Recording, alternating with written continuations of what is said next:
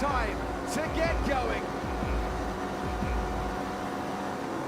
It's lights out and away we go. Bottas gets away well. He's alongside Lewis Hamilton and he's making a good progress. And they're back. Salut la team, content de vous retrouver.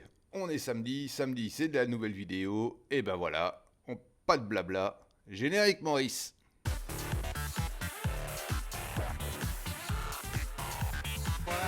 This is Lewis Hamilton. Not the way too badly, Bill, but Bottas comes on. Formula One. Et dans cette vidéo, vous l'avez vu, on va aborder le sujet suivant. Est-ce que Mercedes est encore capable de décrocher le titre de champion du monde constructeur pour cette année 2022 ?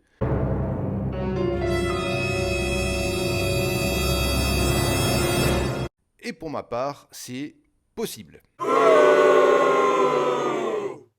Je dis pas que c'est sûr, mais en tout cas c'est possible. Quand on regarde un peu ce qui s'est passé sur les 3 premières courses, et attention, ce ne sont que les 3 premières courses, parce qu'effectivement, je dégraisse un peu, mais on voit beaucoup sur les réseaux tout le monde dire que Ferrari est déjà champion, Red Bull est complètement claqué, Mercedes est entre les deux. Calmez-vous, on a toujours vu les monoplaces évoluer, et surtout après la trêve estivale. Donc il faudra quand même un petit peu attendre. La saison est très longue. Il va y avoir beaucoup de rebondissements, ça c'est certain. Donc attention, ne vendez pas la peau de l'ours avant de l'avoir tué. Ferrari est très bien placé. Red Bull a d'énormes problèmes, on l'a bien vu, de fiabilité. C'est un gros souci pour eux. Et Mercedes, quant à eux, ils ont réussi à avoir une monoplace fiable, mais un tout petit peu moins performante. Ils n'ont pas trop de dégradation de pneus, ils ont des problèmes de traînée, et notamment aussi ils ont des problèmes au niveau du carburant. Ils n'arrivent pas à exploiter le E10 comme il faut. Est-ce que ce sont des problèmes qu'ils vont réussir à résoudre ? Attention, Mercedes, gros ingénieurs, quand même des moyens derrière, et une grosse envie encore de récupérer le titre champion du monde constructeur, parce que c'est ce qui les intéresse le plus, bien évidemment. Le titre de champion du monde pilote, c'est que pour le fun. C'est que pour nous, c'est la hype que nous on a. Mais pour eux, c'est le titre constructeur qui les intéresse. Il n'y a rien d'autre. C'est ce qui ramène de l'argent, c'est le constructeur, c'est pas le pilote.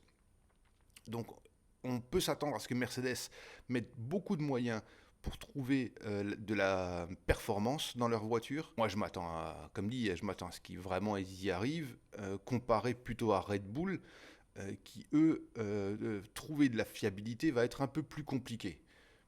Si on prend l'exemple Alpine versus Red Bull, qui ont les mêmes problèmes, c'est-à-dire des problèmes de fiabilité, on a 2 mentalités, 2 philosophies complètement différentes. Pour Alpine, qu'est-ce qu'ils ont dit ? Ils ont dit, voilà, nous, on sait qu'on va tout mettre dans la perf, et on sait qu'on n'aura pas de fiabilité, mais on se donne 100 grands prix pour être très fiable, et donc décrocher un titre de champion du monde. Red Bull, eux, ils voulaient venir au taquet, tout de suite avec une voiture performante et fiable.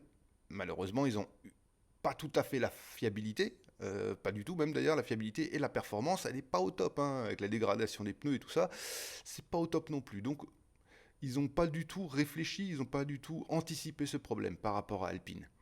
Ferrari, eux, ils sont venus déjà avec une voiture très performante et très fiable. Le problème de Ferrari, c'est peut-être les pilotes. On voit que Sainz, bien que c'est un bon pilote, je ne dis pas le contraire, fait quand même pas mal de bêtises, a du mal à exploiter sa monoplace comme Charles Leclerc. Par contre, chez Mercedes, on a les 2 pilotes qui s'en sortent plutôt pas mal. Les 2 sont souvent proches l'un de l'autre. Je ne parle pas des qualifs, mais je parle bien de la course, ce qui ramène des points, parce que les qualifs, voilà.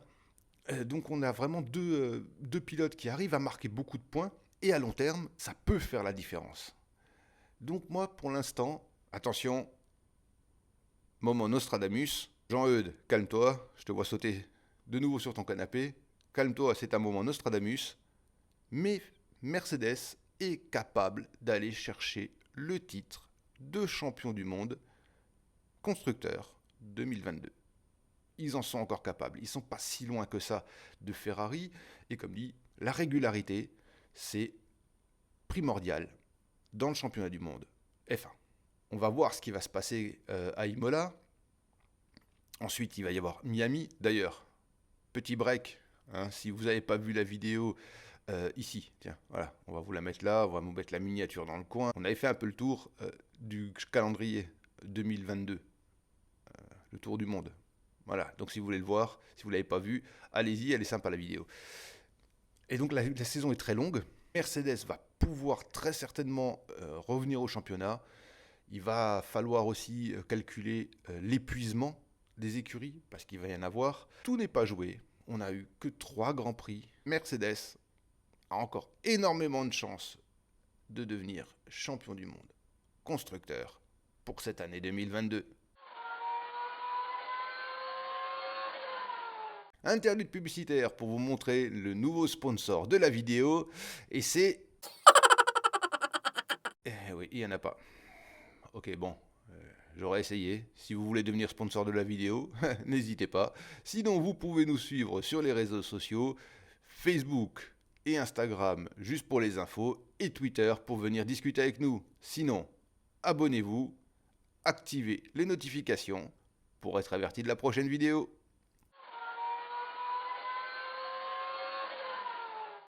Et c'est parti pour ce que vous plébiscitez de plus en plus, le moment Tweetos. Et on commence avec le tweet de Mercedes AMG France qui nous fait parvenir les paroles de Toto Wolff qui dit que nous avons trouvé les améliorations que nous pouvons apporter à l'E10. La team a fait un bon travail. Pour le moment, la traînée de la monoplace ne leur donne pas assez de crédit. On va voir ce que ça va donner à Imola. Et le tweet suivant nous vient de JG78 qui a retweeté un tweet de Off-Track qui dit que David Coulthard a repensé à Michael Schumacher en voyant Charles Leclerc et Ferrari s'imposer avec aisance en Australie.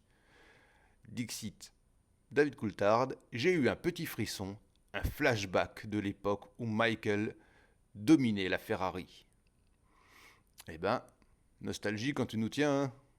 Et le tweet suivant, c'est celui de Off-Track qui nous fait part des paroles de Jacques Villeneuve concernant Ferrari et qui dit que Ferrari est très rapide au point de dire que c'est la nouvelle Mercedes. D'accord avec le champion du monde 1997 ? Et bien évidemment, on parle de Villeneuve, on parle de Ferrari. Le Furet a répondu et il nous dit qu'il adore Villeneuve. Mais là, il compare Mercedes et Ferrari. Désolé, mais même dans la défaite, Ferrari est Ferrari. Peut pas test le fait. Est-ce que le Furet ne serait pas un tifosi ? Et pour ce dernier tweet, c'est un retweet de Jean Boobs qui nous fait parvenir le tweet du secteur Purple. Sa nouvelle vidéo est disponible sur sa chaîne YouTube. Voilà, vous avez la miniature. Eh ben, salut à toi, le secteur Purple. Je vois qu'on est des confrères. Eh ben, pourquoi pas discuter un de ces 4 ? Viens nous voir. Cette vidéo est maintenant terminée. Je vous remercie d'être de plus en plus nombreux à vous abonner à la chaîne et à regarder nos vidéos. Vous pouvez donc liker, partager, commenter cette vidéo. Faites ce que vous voulez. Mais restez vivants. Ciao. It's time to get going. It's lights out and away we go. Bottas gets away well. He's alongside Lewis Hamilton and he's making a